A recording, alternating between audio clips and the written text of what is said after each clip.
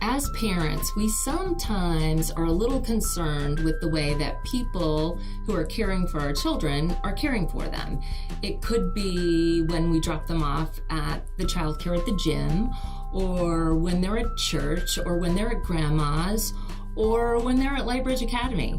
Hi, I'm Gigi Schweikert. I am the president and COO of Lightbridge Academy and the mother of 4. And if you have a question about how your children are being cared for, be their advocate. Say something to the teacher. Say something to the director. Don't feel shy. Don't feel like someone's going to retaliate against you because you've opened your mouth, but be kind in a respectful and professional way. Ask the question that you want to know or what you want to have happen with your child, whether it's about the way they eat or how they're napping or what they're learning.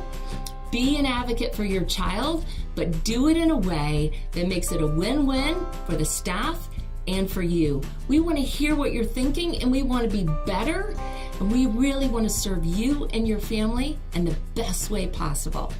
Try that tip and see if it works.